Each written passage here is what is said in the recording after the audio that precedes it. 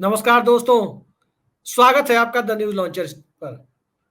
आज चर्चा दिल्ली के मुख्यमंत्री के रूप में आतिशी सिंह की ताजपोशी पर कि आखिर आतिशी सिंह की ताजपोशी के सहारे एक तीर से कई निशाने कैसे साध दिए हैं अरविंद केजरीवाल ने।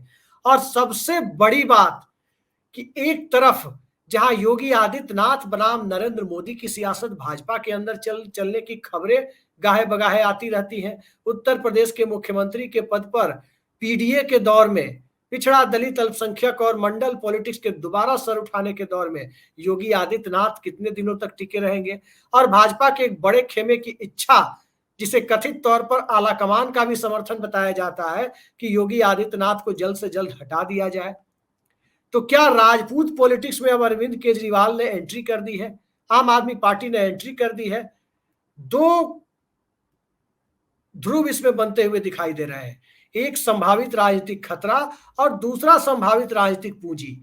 एक तरफ आम आदमी पार्टी राजपूत पॉलिटिक्स में बहुत मजबूती से घुसती हुई नजर आ रही है, तो दूसरी तरफ राजपूत पार्टी होने का ठप्पा भी आम आदमी पार्टी पर लगने का खतरा मंडरा रहा है। क्योंकि आम आदमी पार्टी में अब तक आतिशी सिंह की ताजपोशी के ठीक पहले तक आप देखें तो तीन बड़े चेहरे माने जाते थे, अरविंद केजरीवाल, मनीष सिसोदिया और संजय सिंह। और इन तीनों में मनीष सिसोदिया और संजय सिंह राजपूत जाति से ही आते हैं।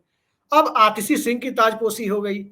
और इस परिस्थिति में एक सबसे बड़ा फैक्ट यही है कि आजाद भारत के इतिहास में देश के किसी भी राज्य में अब तक किसी राजपूत महिला को मुख्यमंत्री बनने का सौभाग्य प्राप्त नहीं हुआ था। यह पहला मौका है जब राजपूत समाज से आने वाली किसी महिला को मुख्यमंत्री पद पर आसीन होने का मौका मिला है देश के किसी भी राज्य में। आधी आबादी तथा कथित सवर्ण माने जाने वाली बिरादरी, लेकिन आजादी के 77 साल बाद तक कोई पिछड़े वर्ग से आने वाली बिरादरी नहीं थी राजपूत बिरादरी। लेकिन जिस तरह का सामंतवाद राजपूत समाज के अंदर व्याप्त था कि अपने समाज की महिलाओं को भी ये इस लायक नहीं समझा गया अब तक जिन्हें मुख्यमंत्री का पद दिया जा सके, इतने बड़े संवैधानिक जिम्मेदारी से नवाजा जा सके, वो काम अरविंद केजरीवाल की पार्टी के माध्यम से पहली बार हुआ कि एक राजपूत महिला को मुख्यमंत्री का पद मिला। भारतीय जनता पार्टी से राजपूत उब रहे हैं, राजपूतों का आंदोलन गुजरात और राजस्थान में हुआ। और अब हाल फिलहाल जहां राजपूतों की ठीक ठाक जनसंख्या है, वहां विधानसभा चुनाव जो होने हैं, उनमें एक बड़ा राज्य बिहार है। राजस्थान, मध्य प्रदेश में चुनाव हो चुके, गुजरात में चुनाव हो चुके, उत्तर प्रदेश की बारी 2027 में आनी है, उत्तराखंड और हिमाचल प्रदेश की बारी भी 2027 में आनी है। तो हाल फिलहाल जिस बड़े राज्य में चुनाव है वो है बिहार। और बिहार से भी भारतीय जनता पार्टी ने किसी राजपूत को मोदी कैबिनेट में जगह नहीं दी। तो क्या राजपूत पॉलिटिक्स से भारतीय जनता पार्टी अपना हाथ पीछे खींचती जा रही है और आम आदमी पार्टी उस जगह को भरती जा रही है? क्या है ये पूरा खेल और किस प्रकार से उत्तर भारत की हिंदी पट्टी की सियासत को बदलने वाला दांव साबित हो सकता है? बतौर मुख्यमंत्री आतिशी की ताजपोशी इस पूरे मसले पर चर्चा के लिए हमारे साथ मौजूद है वरिष्ठ पत्रकार और जाने माने राजनीतिक विश्लेषक ऋषि मिश्रा जी। ऋषि जी, बहुत बहुत स्वागत है आपका हमारे इस चैनल पर। सबसे बड़ी बात हमारे दर्शकों के लिए थोड़ा आश्चर्य है कि लोग नाम ले रहे थे कैलाश गहलोत, लोग नाम ले रहे थे संदीप पाठक, तमाम नाम लिए जा रहे थे, आतिशी का भी नाम इसमें था। क्या आपको नहीं लगता कि एक ऐसा समाज यदि ज्यादा दूर नहीं 35-36 साल पीछे चले जाए तो आजाद भारत में इस देश को हिला देने वाली जो घटना हुई थी वो राजस्थान से सामने आई थी शायद 1987-88 में, रूप कंवर सती कांड।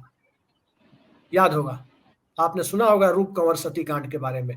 एक मुख्यमंत्री की कुर्सी चली गई राजस्थान में और उस समय से जो धब्बा लगा कि राजपूत समाज प्रोग्रेसिव नहीं है, वह मानसिक तौर पर पिछड़ा हुआ है और तथा कथित सवर्ण बिरादरी से आने के बावजूद जो पिछड़ापन है इसमें, वो सती कांड का भी, क्योंकि उस सती कांड के समर्थन में लोग जमा हो गए थे राजस्थान में, बड़ी बड़ी रैलियां हुई थी।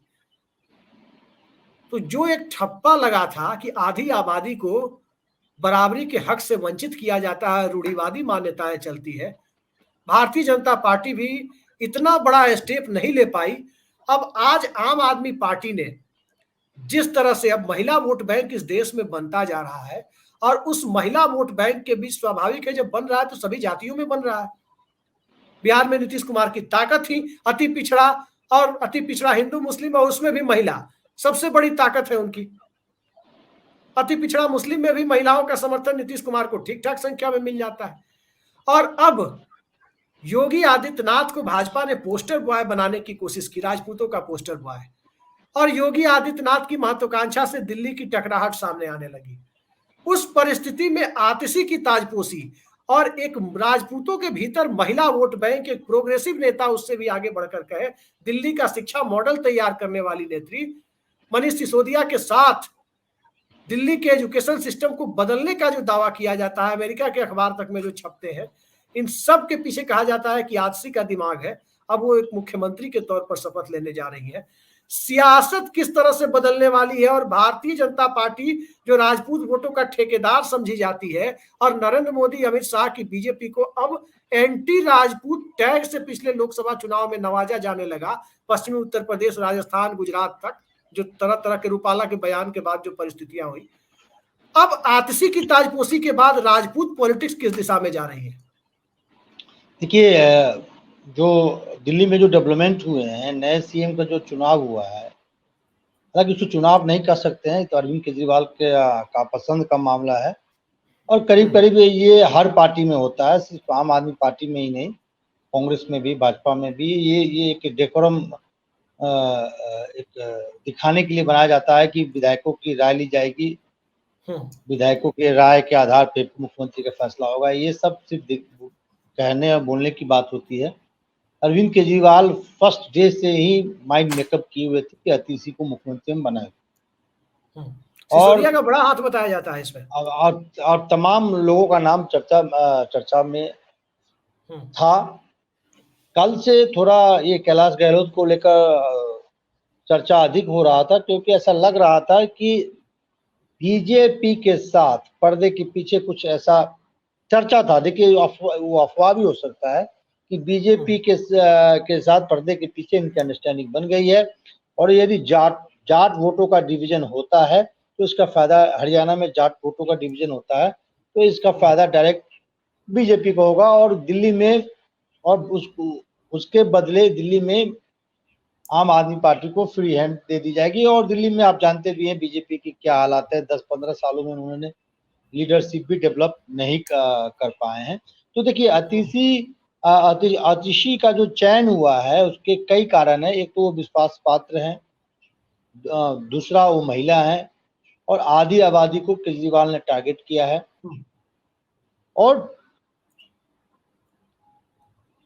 और सबसे महत्वपूर्ण बात यह है कि देखिए आम आदमी पार्टी में मनीष सिसोदिया, संजय सिंह, दो ऐसे महत्वपूर्ण नेता हैं जो अरविंद केजरीवाल के बाद पार्टी में मजबूत पोजीशन रखते हैं। आतिशी के बनाने से ये होगा कि यदि दोबारा ये चुन के आते हैं, दोबारा ये आम आदमी पार्टी चुन के आती है, तो उनका जो ये पावर ट्रांसफर होगा बहुत आसानी से हो जाएगा, इसमें कोई दिक्कत नहीं, क्योंकि वो विश्वास पात्र है। आपने बिल्कुल सही कहा। लेकिन एक फैक्ट शायद आप थोड़ा कंफर्म करेंगे, वसुंधरा राजे राजपूत समाज से आती हैं नहीं, हालांकि उनकी पहली चीज मैं बता दूं दर्शकों के लिए, कंफ्यूजन की स्थिति, सिंधिया परिवार राजपूत नहीं माना जाता। ज्योतिरादित्य सिंधिया ने खुद एक इंटरव्यू में स्वीकार किया है, वो क्लिप कॉपीराइट का मामला है, हम दिखा नहीं सकते, आपको निजी तौर पर ऋषि जी में भेज दूंगा, कि वो मराठा कुर्मी समाज से आते हैं। खुद को कुर्मी, उन्होंने ओबीसी कुर्मी बताया है। और सिंधिया परिवार राजपूत नहीं है, और जहां शादी हुई है वसुंधरा राजे की, वो भी जाट रियासत है, झालावाड़, वो राजपूत रियासत नहीं है। मैं कैसे नहीं है, ना तो अपने मायके से, नहीं ससुराल से। नहीं, हालांकि राजस्थान में ये, क्योंकि राजस्थान में मैं रहा हूँ, ये वहां पे जो समीकरण बनाए जाते हैं, राजपूत की बेटी, जाटों की पुत्रवधू, और गुजरों की समधन, क्योंकि उनकी जो पुत्रवधू निहारिका है वो गुज्जर है।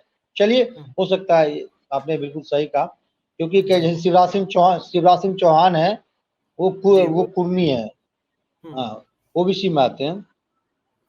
तो कहीं ना कहीं ये बात बिल्कुल सही है। और ये देखिए दिल्ली की राजनीति को आप देखिए, सुषमा स्वराज को रिप्लेस कौन किया? शीला दीक्षित। और शीला दीक्षित के बाद यदि तीसरी महिला मुख्यमंत्री कोई बनी है तो ये आतिशी जी बनी है, हमारे डिबेट के साथी रही हैं। मैं आपके माध्यम से उनको शुभकामनाएं भी देना चाहता हूं। हमारे साथ कई बार पैनल डिस्कशन में विभिन्न न्यूज प्लेटफॉर्म पे रही हैं आतिशी जी, और तेज तरार हैं। देखिए उनका एकेडमिक रिकॉर्ड देखिए, पढ़ी लिखी है, या एज ए शिक्षा मंत्री उनका रिकॉर्ड देखिए, या उससे पहले भी जो मनीष सिसोदिया के एडवाइजर थे, शिक्षा मंत्री के एडवाइजर थे, उस समय का उनका एक रिकॉर्ड देखिए। और साफ सुथरा छवि है, महिला है। और दूसरा सबसे बात, अरविंद केजरीवाल के विश्वास पात्र हैं।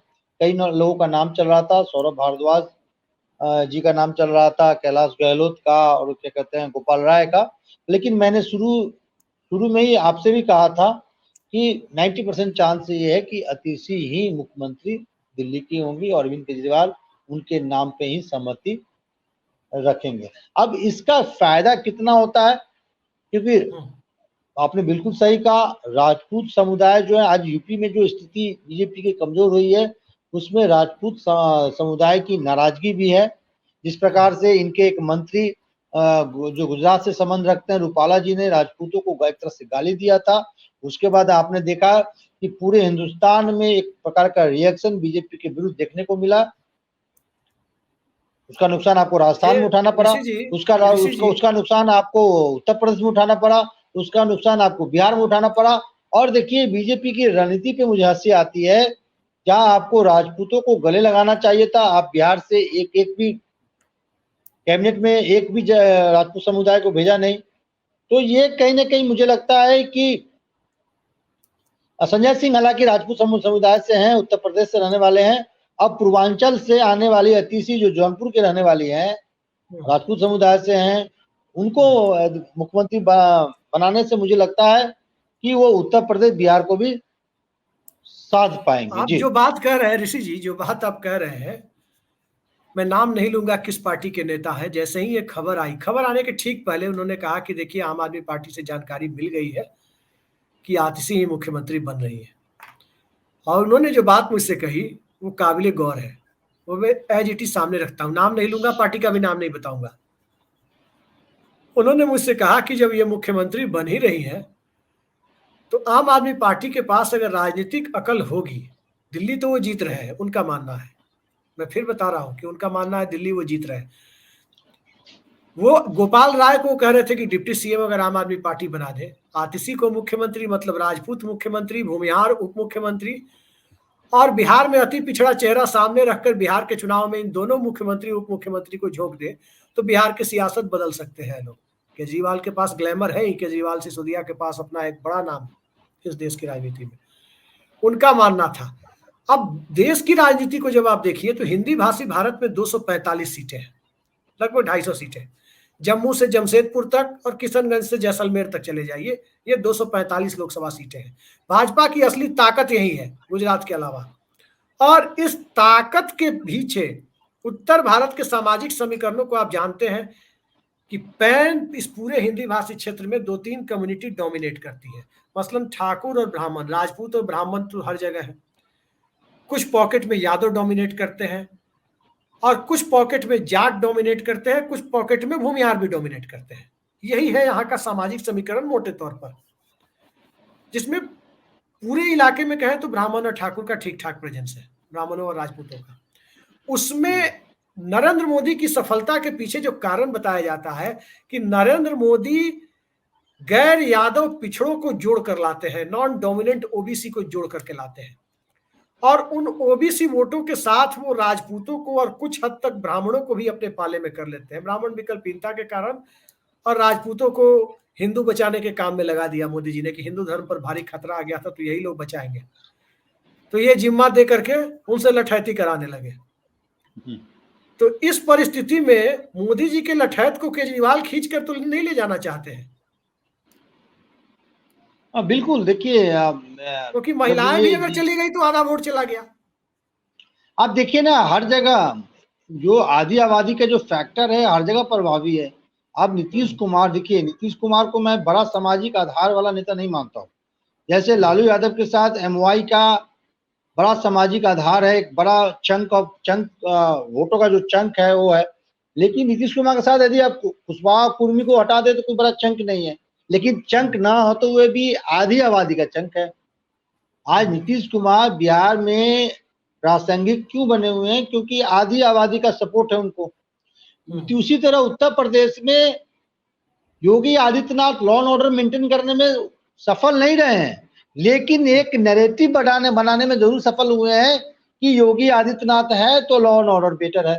मैं बार फिर से रिपीट कर रहा हूं, लॉ एंड ऑर्डर मेंटेन करने में सफल नहीं रहे हैं योगी आदित्यनाथ, लेकिन नैरेटिव करने में जरूर सफल रहे हैं कि योगी आदित्यनाथ है यानी बुलडोजर बाबा, योगी आदित्यनाथ है तो महिला सुरक्षित है। तो एक जो पैटर्न मैं ग्राउंड पे एक पैटर्न उत्तर प्रदेश में देखता हूं कि महिलाओं का जो टर्नआउट अन्य पार्टी के तुलना में योगी आदित्यनाथ को अधिक होता है। उसी तरह दिल्ली में, अब दिल्ली जो है चुनावी मुहाने पे है, नवंबर या मुझे लगता है, हालांकि चुनाव आयोग लेट करेंगे। अब लेट क्यों करेंगे आप जानते हैं, क्योंकि ये सहानुभूति जो फैक्टर है वो चाहते हैं थोड़ा 5 साल कम हो मौका जाए। देंगे। हाँ, इन्फ्लुएंस, हाँ पूरा 5 साल मौका देंगे, फरवरी में चुनाव कराएंगे। तो आधी आबादी को टारगेट करते हुए, और दिल्ली की आबादी जो मिक्स पॉपुलेशन है, पढ़ी लिखी महिला है, तो एक सकारात्मक मैसेज जाएगा कि देखिए जब मुख्यमंत्री चुनना पड़ा आम आदमी पार्टी को, तो किसी महिला को उन्होंने जिम्मेवारी दी है, और भी पढ़ी लिखी महिला। तो एक बड़ा इम्पैक्ट मुझे लगता है कि आने वाले दिनों में दिल्ली की राजनीति में पड़ेगा। ऐसे भी आपके पास बीजेपी के पास कोई चेहरा नहीं है, आपने कई प्रयोग करके देख लिया। सुषमा स्वराज के बाद आपने किरण बेदी को लाया, अब सुषमा स्वराज जी की पुत्री हैं, उनमें सुषमा स्वराज वाली टैलेंट मुझे नहीं दिखता है। हालांकि अच्छा बोलती हैं, ठीक है, लेकिन वो टैलेंट मुझे तर्कसंगत नहीं बोलती है, तर्कसंगत जो भी जोर से बोलते हैं। वो स्मृति ईरानी टाइप छवि उनकी नहीं बननी चाहिए जो बनाती जा रही है, ये मुझे लगता है। अब बीजेपी को एक प्रयोग जरूर करना चाहिए। स्मृति ईरानी वैसे ही खाली बैठी हैं, तो उनको कम से कम की प्रतिष्ठा थी इस देश की राजनीति में, बहुत तो से लिया जाता था।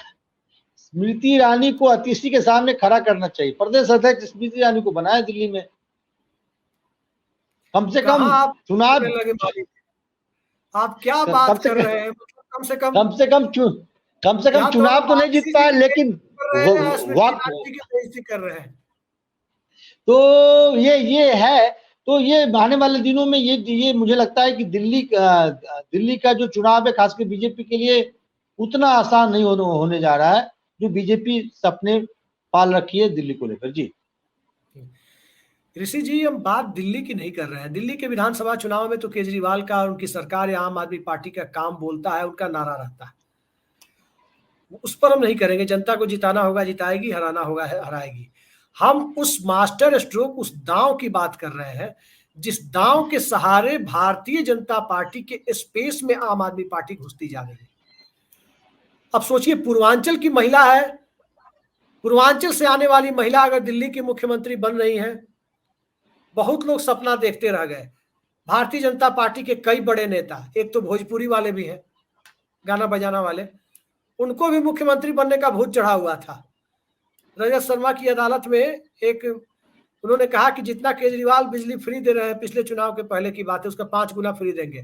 तो एक लड़की ने खड़े होकर के कहा, वो क्लिप आप देख सकते हैं, एक लड़की ने खड़े होकर के कहा कि उन्होंने तो बिजली का बिल किया है, 0 कर दिया है, तो उसका 5 गुना क्या आप माइनस में उल्टा पैसा भी देंगे क्या? उतना बिजली खपत नहीं होगा। तो इस तरह की बात, अब कहाँ नीचे ले जाएंगे जी। उस भोजपुरी गायक का टैलेंट देखना है ना, तो राहुल कंवल के साथ जो उसका इंटरव्यू उसको जरूर देखिएगा। जब अर्थव्यवस्था को और इकोनॉमी को लेकर जब सवाल किया गया उनसे, तो कैसी स्थिति उनकी बनी। हालांकि छोड़िए, अब लोग दर्शक है, दिल्ली की राजनीति मैं ये कह रहा हूँ, मैं आपके मूल सवाल पे आ रहा हूँ। बिल्कुल सही कहा। पहले ही आम आदमी पार्टी की जैसे उदय हुई, आम आदमी पार्टी ने बीजेपी के कोर वोट बैंक पे ही सेंध लगाया। आप पूछेंगे कैसे? शहरी मतदाताओं का जो अट्रैक्शन है बीजेपी के तुलना में आम आदमी पार्टी के प्रति अधिक है। आप दिल्ली में देख लीजिए, दिल्ली में मिक्स पॉपुलेशन है, और शहरी आबादी आप 90% 80% जो दिल्ली की जो आबादी है शहरी आबादी है 97%। और देखिए क्लीन स्वीप है, क्लीन स्वीप है।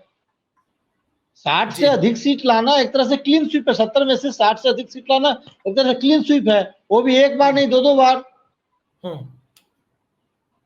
और अब जो बीजेपी का कोर वोट बैंक है, खासकर राजपूत समाज का, चाहे वो बिहार हो यूपी हो, उसमें भी सेंध लगाने का प्रयास किया जा रहा है जी। हालांकि एक बात मैं बता दूं, देश के तमाम बड़े एंकरों को ये जानकारी सुबह तक दोपहर तक नहीं थी कि अतिशी किस समाज से बिलोंग करती है। कई लोग पंजाबी, कई लोग दिस दैट ऐसे कुछ बोल रही थी, ये बोल रहा था जी। बहुत लोगों को ये भी नहीं जानकारी है कि अतिशी का परिवार जो है जौनपुर से संबंध रखती हैं जी। तो देखिए आप ऐसे ही देख लीजिए, पूर्वांचली प्लस राजपूत प्लस महिला, अब 3 फैक्टर को जोड़ लीजिए और सॉल्यूशन आपके सामने में है। अब इसमें एक चीज और है, ऐसे ही पूर्वांचल में बीजेपी कमजोर है। आज नरेंद्र मोदी जी बनारस गोरखपुर वाले बेल्ट देख लीजिए, तो सबसे कम सीटें जो आई है ये इस पूर्वांचल बेल्ट से ही आई है बीजेपी को जो भारी नुकसान जो हुआ है इन पूर्वांचल क्षेत्र में ही हुआ है, चाहे वो विधानसभा हो, उत्तर प्रदेश का विधानसभा का चुनाव हो या लोकसभा का चुनाव हो। अच्छा ऋषि जी एक चीज बताइए, कहीं आपको ऐसा नहीं लगता कि चर्चा है कि नवंबर के बाद महाराष्ट्र का चुनाव खत्म होने के बाद योगी आदित्यनाथ से मुक्ति पाने की तैयारी में बीजेपी थी? अब आपको ऐसा नहीं लगता कि बीजेपी के सामने अब कैच 22 सिचुएशन खड़ी हो गई है कि अगर योगी आदित्यनाथ को मुख्यमंत्री पद से हटाया तो आतिशी सिंह के बहाने जो एक हवा चलेगी खासकर राजपूत मतदाताओं के बीच, योगी जी ने कुछ तो किया है कि राजपूतों को थाम के कुछ हद तक रखा है भाजपा ने, जो हवा चलेगी वो यूपी बिहार साफ कर देगी एक साथ। देखिए दो बातें हैं, इकलौता बड़ा चेहरा और योगी आदित्यनाथ बने रहते हैं तो फिर पिछड़ा दलित अल्पसंख्यक वो दूसरी धारा में चला जाएगा। फिर इस बिल्कुल आप समझ लीजिए, क्या लग रहा है, वही हम जानना चाहते हैं हमारे आंसर देने से पहले मेरे इंडिकेशन करने से पहले आप समझ गए, दो बातें हैं, दो धारी तलवारें हैं जी, दो धारी तलवारें पे आपको चलना है, यानी बीजेपी को चलना है। योगी आदित्यनाथ बने रहते हैं तो ठीक है, राजपूत समुदाय में एक मैसेज आएगा। यदि आपका जो हिंदुत्व का फॉर्मूला चल गया तो ठीक है, योगी आदित्यनाथ सफल हो जाएंगे। यदि सामाजिक न्याय का फॉर्मूला चला और अखिलेश यादव जातीय जनगणना को लेकर, रिजर्वेशन वाले मामले को लेकर यदि सही तक लोगों तक समझा दिया, दूसरी तरफ देखिए जो केशव प्रसाद मौर्य हैं या पिछड़े समाज के जो नेता उत्तर प्रदेश में खासकर बीजेपी से, वो किस प्रकार से योगी आदित्यनाथ से खार खाए हुए हैं। अब संघ का डंडा थोड़ा चला है तो केशव प्रसाद मौर्य थोड़ा चुप हो गए हैं।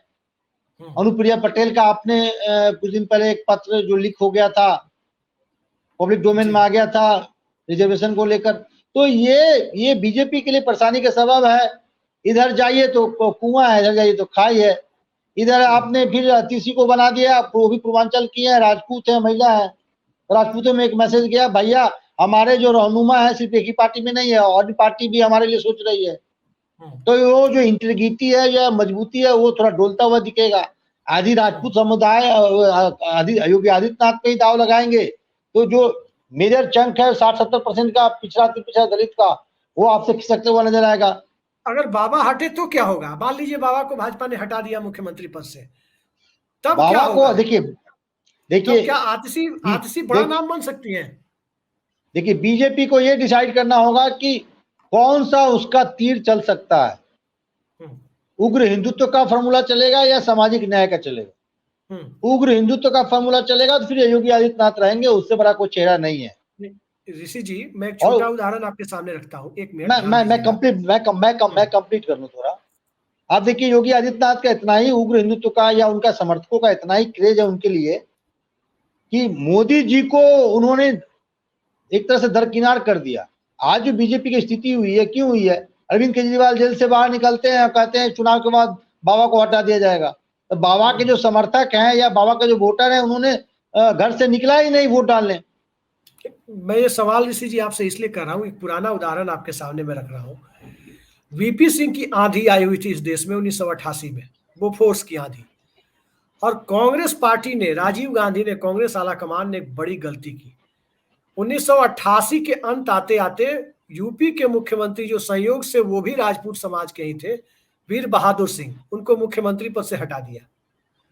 नतीजा ये हुआ कि राजपूत समाज एक तरफा जनता दल की तरफ मूव कर गया, वीपी सिंह को प्रधानमंत्री बनाने में लग गया। अब ये स्थिति खड़ी हो रही है, एक तरफ आतिशी है, मनीष सिसोदिया है, संजय सिंह है, और इस मौके पर अगर योगी आदित्यनाथ को हटाया जाता है, तब तो पता चला कि पीडीए के बड़े हिस्से के साथ राजपूत भी जाकर खड़े हो जाएंगे, क्योंकि आम आदमी पार्टी और समाजवादी पार्टी दोनों इंडिया अलायंस का हिस्सा है। बिल्कुल, आपने बहुत इंटरेस्टिंग इक्वेशन बताया। आप योगी आदित्यनाथ को रिप्लेस कर दीजिएगा, तो योगी आदित्यनाथ को रिप्लेस करने के बाद किसको बनाते हैं? पिछड़ा किसको बनाते हैं? केशव प्रसाद मौर्य को बनाते हैं, किसको बनाते हैं? तो राजपूत, आप ठीक है केशव प्रसाद मौर्य को बना दीजिएगा, लेकिन राजपूत समुदाय की नाराजगी तो आपको झेलना पड़ेगा ना। आज देखिए, योगी आदित्यनाथ पे अखिलेश यादव क्या, कल भी उन्होंने एक चैनल के कनक्लेव में उन्होंने क्या हमला बोला? एसटीएफ को क्या बोला? एसटीएफ को क्या बोला कि ये ठाकुर फोर्स है, स्पेशल ठाकुर फोर्स है, योगी आदित्यनाथ द्वारा गठित स्पेशल ठाकुर फोर्स है।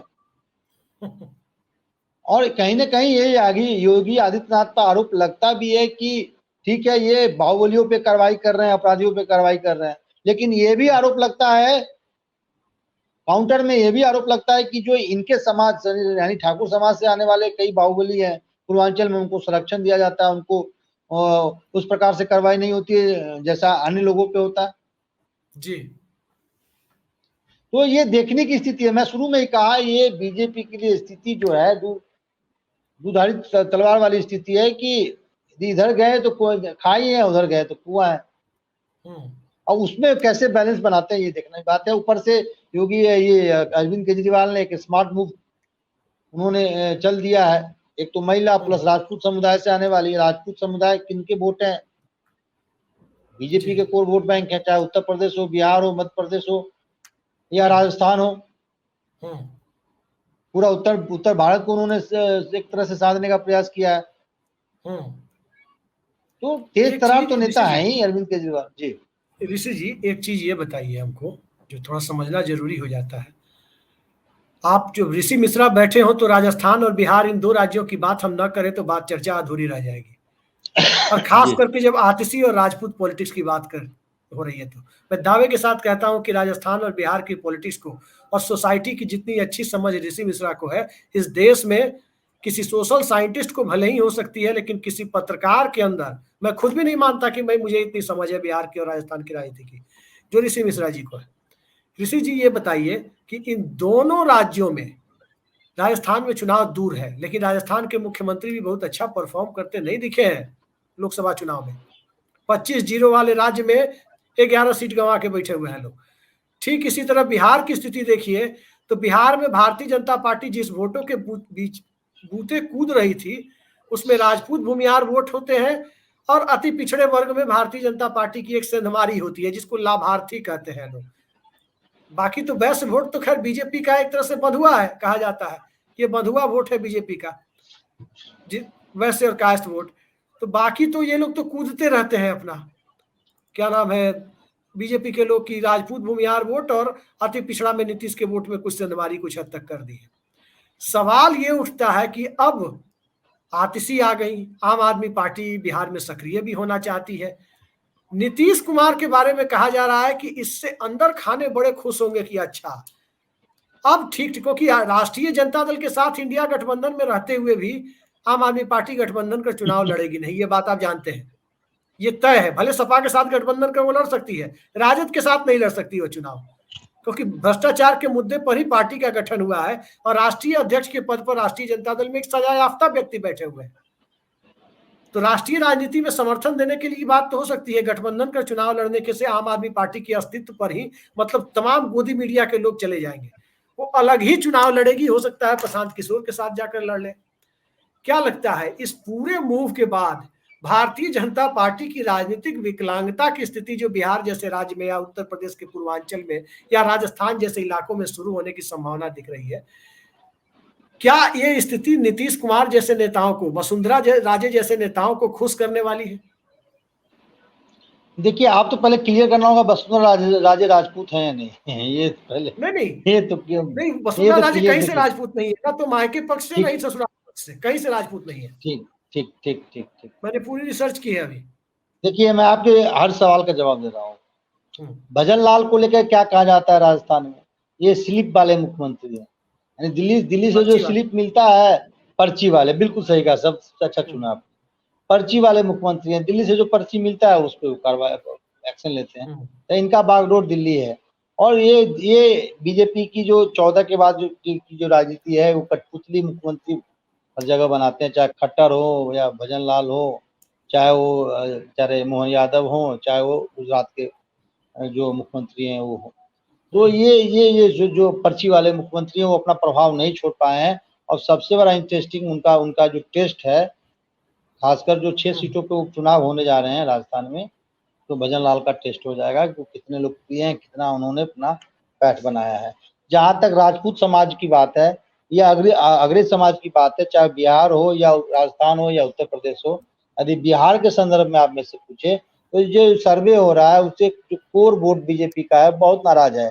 अब सदस्यता देखिए ना आप, मैं एक एग्जाम्पल देता हूँ। आसाम बिहार से छोटा राज्य है। आसाम में 23 लाख, करीब 23 लाख के आसपास आज से 4 दिन पहले जो मेंबरशिप हो चुका था। बिहार में अभी तक 10 लाख भी मेंबर इनके नहीं बने। हम्म, क्यों नहीं बने हैं? जो अग्री जाति है, जो इनके हम्म, मेन आधार वोट है बीजेपी के, वो नाराज है इनके क्रियाकलाप से कि भैया हम्म, बहन भाई में, बहन में, चाचा ताऊ में, चाचा भतीजा में ये झगड़ा लगा के, मतलब खूना खुच करवा के ये मानेंगे ये बीजेपी और हम्म, नीतीश कुमार। नीतीश हम्म, कुमार पे आरोप कम लग रहे हैं बीजेपी, क्योंकि ये मंत्री जो मिनिस्टर हैं बीजेपी कोटा से हैं, जो बीजेपी के बिहार के प्रदेश अध्यक्ष भी हैं। तो एक तो जी। ऐसे ही नाराजगी थी। दूसरा, आपने राजपूत समुदाय का जो रिप्रेजेंटेशन वहां नहीं दिया, हम्म, रिप्रेजेंटेशन नहीं दिया, कोई बात नहीं है। गुजरात में आपके मंत्री खुलेआम गाली देते हैं। अब क्या गाली देते हैं मैं कह नहीं सकता हूँ कि राजपूतों का संबंध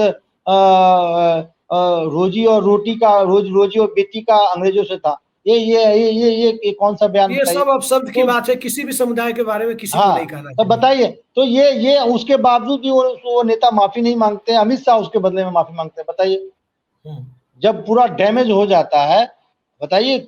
हर समुदाय का अपना इज्जत है, हर समुदाय अपने आप में रिस्पेक्टफुल है। किसी के बारे में आप ऐसे कैसे कर सकते हैं? हम्म, तो नुकसान तो हुआ ही है। आप देख लीजिए ना, 2024 के लोकसभा के जो चुनाव हैं, गुजरात में आप उम्मीद कर रहे थे कि एक भी सीट घटेगा, कई सीटों पे मार्जिन इनके कम हो गए। उत्तर प्रदेश में ये हम्म, स्थिति आपने सोचा था कि मोदी जी 4 घंटा पीछे रहेंगे? और मैं दावे हम्म, के साथ कह रहा हूं, किसी एंकर की इतना हिम्मत नहीं हुआ कि ये खबर चला सके हम्म, मोदी जी पीछे चल रहे हैं। हम्म, जब अमित शाह अहमदाबाद में 2 लाख से आगे थे, मोदी जी 10,000 से पीछे चल रहे थे। हम्म, तो ये स्थिति हुई है, इस पे बीजेपी को मनन चिंतन करनी चाहिए। और ये मत समझिए कि अपोजिशन में सब ऐसे ही बैक बेंचर नहीं है। अरविंद केजरीवाल, नीतीश कुमार तब इनके साथ चले गए, तब अरविंद केजरीवाल, राहुल अभी गांधी हम नहीं जैसे। कह सकते कि इनके साथ है। देखिए नीतीश कुमार है, ये दावे के साथ दर्शकों से आप माफी मांगते हैं। हम नहीं कह अभी सकते तो हो कि है ना, इनके साथ कब है। अभी तो है ना, अरे भैया अभी जिस तो है वक्त ना, तक, ऐसे मत कहिए। देखिए हम गारंटी तब तक की इस ले वक्त सकते हैं जिस वक्त तक हम चर्चा कर रहे हैं, तब तक उस वक्त तक नीतीश कुमार यहाँ है। उसके बाद हम भी नहीं जानते हैं, अरे नीतीश तो कुमार के सिवा कोई गारंटी नहीं जानता। गारंटी तो किसी का नहीं है भैया, राजनीति में गारंटी किसी का है? मोदी जी ने कहा था अजित पवार और शरद पवार के लिए चच्चा भतीजा चक्की पीसिंग एंड पीसिंग एंड हम्म, पीसिंग। अब क्या हो गया? Fixing fixing fixing. Deputy CM बना दिए। ऋषि जी, ऋषि जी फाइनल क्वेश्चन, फाइनल आंसर हम आपसे जानना चाहते, क्या अरविंद केजरीवाल के राजपूत दाव ने योगी आदित्यनाथ की मुख्यमंत्री की कुर्सी बचा ली है? और बिल्कुल बिल्कुल, इस बात से मैं सहमत हूँ। एक इंडिकेशन तो है ही कि भैया देखिए, योगी आदित्यनाथ तो ये कहेंगे भी आगे से गले की कि हड्डी देखिए बना भैया दिया है, हमको गले की हमको हड्डी हटा बना रहे दिया थे। है योगी जी देखिए, को। आज सबसे ज्यादा चिंतित अमित शाह होंगे। हम्म, भैया इसको तो हटाने वाले थे, फिर से ये कर दिया। ये तो कहेगा कि भैया हमको हटाओगे तो ये हो जाएगा, हर जगह मैसेज जाएगा। ऐसे भी योगी आदित्यनाथ हिंदुत्व के तो फायर ब्रांड चेहरा है ही। यदि राजपूत समुदाय से भी अलग कर दें तो फायर ब्रांड चेहरा है ही, ये तो मैसेज तो गलत जाएगा। तो योगी आदित्य की आपने सबको आसानी से एक झटके में रिप्लेस कर दिया, लेकिन योगी आदित्यनाथ को रिप्लेस नहीं कर पाए, क्योंकि उनकी एक अपनी छवि है, एक अपना एक पकड़ है, अपना एक वोट बैंक है। जी चलिए। बिल्कुल सही बात आपने कही कि योगी आदित्यनाथ के लिए ब्लेसिंग इन डिस्गाइज ये साबित हुआ है आतिशी सिंह की ताजपोशी, क्योंकि आतिशी सिंह की ताजपोशी के बाद वही होगा हाल जो वीपी सिंह के समय वीर बहादुर सिंह को मुख्यमंत्री पद से हटाकर कांग्रेस पार्टी का हुआ था। अब अगर इस मौके पर योगी आदित्यनाथ से मुख्यमंत्री की कुर्सी छिनती है, न सिर्फ यूपी में, बिहार से भी कोई मंत्री नहीं बनाए गए हैं, झारखंड के भी बड़े राजपूत चेहरे जदयू ज्वाइन कर चुके हैं, भाजपा को कब का टाटा बाय बाय कह चुके सरयू राय, उनकी पार्टी को भी, उनके मुख्यमंत्री को भी हरा चुके हैं, सिटिंग चीफ मिनिस्टर को। अब यदि योगी आदित्यनाथ को सत्ता से हटाया जाता है तो पूरे देश के राजपूतों को एक दूसरा प्लेटफॉर्म मिलता हुआ नजर आएगा और भारतीय जनता पार्टी को टाटा बाय बाय कहने से वो देर नहीं करेंगे। तो अरविंद केजरीवाल का राजपूत दांव एक तरफ नीतीश कुमार को सुकून दे रहा है, तो दूसरी तरफ भजन लाल शर्मा की कुर्सी के बारे में भी पुनर्विचार की स्थिति पैदा कर रहा है। और तीसरी तरफ जो सबसे बड़ा मैसेज है कि योगी आदित्यनाथ को कुर्सी से हटाने के पहले अब भारतीय जनता पार्टी को 1000 बार सोचना होगा। एक तरह से अरविंद केजरीवाल के इस दांव ने अखिलेश यादव की भी मदद की है, क्योंकि अखिलेश यादव भी यही चाहते होंगे, अगर पूजा पाठ करते होंगे तो देवता के अपने घर में जाकर के अगरबत्ती दिखाते हुए यही कहते होंगे कि हे ईश्वर, योगी जी को मुख्यमंत्री बनाए रखो ताकि हमारा पीडीए का नारा चलता रहे। गलती से कोई पिछड़ा दलित को भाजपा ने बना दिया तो ये नारा हमारा पिट जाएगा। योगी जी कहते होंगे कि केजरीवाल साहब ने बहुत बढ़िया काम किया है, पिछली बार तो जैसे ही टेम्पररी बेल पर आए थे, जैसे ही उनको चुनाव के लिए जमानत मिली थी जिस पर वो आए थे अस्थायी जमानत पर, उस वक्त उन्होंने कहकर सनसनी फैला दी कि भाजपा को जीत मिल गई, बड़ी जीत मिल गई तो योगी जी को हटा देंगे। उसका असर लोकसभा चुनाव पर दिख गया। तो केजरीवाल बोलते हैं तब भी सनसनी पैदा कर देते हैं और एक्शन लेते हैं, जो आज दिखा दिया। तब भी उन्होंने भारतीय जनता पार्टी के खेमे में खासकर मोदी जी के लिए, अमित शाह जी के लिए मुश्किल जरूर खड़ी कर दी कि अब बाबा को छूने की हिम्मत जो है कोई राजनेता, कोई समझदार राजनेता नहीं कर सकता। बनाए रखते हैं तो भी हारते हैं, हटा देते हैं तो भी हारते हैं। बनाए रखते हैं तो पूरे देश में कम से कम यूपी ही हारेंगे, देश के दूसरे राज्यों में राजपूतों की नाराजगी उतनी नहीं होगी। हटा देंगे तो ये प्रतिक्रियावादी हो जाएगी, पूरी राजनीति प्रतिक्रियावादी हो जाएगी। अब देखते हैं केजरीवाल का राजपूत दांव आगे किस रूप में और सामने आता है, किस रूप में दिल्ली के चुनाव में उनके लिए काम करता है। ये एक बड़ा सवाल है, राजपूत प्लस महिला।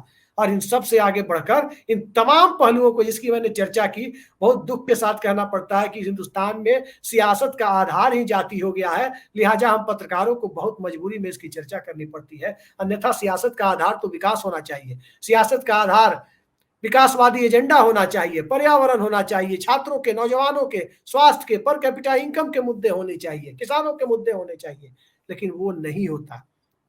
और वास्तविकता को की अनदेखी कर हम पत्रकारिता भी नहीं कर सकते, न मैं कर सकता हूं, न ऋषि मिश्रा जी कर सकते, न कोई और कर सकता। और वास्तविकता यही है कि हमारा समाज जातीय आग्रहों के आधार पर ही सोचता है और उसी आधार पर अपनी राजनीतिक प्राथमिकताओं को भी, अपने वोटिंग पैटर्न को भी तय करता है। तभी ये चर्चा करने की जरूरत भी आज हमें पड़ी। आज इस बेहद सार्थक चर्चा में जुड़ने के लिए ऋषि जी आपने समय निकाला, बहुत बहुत धन्यवाद आपका। नमस्कार।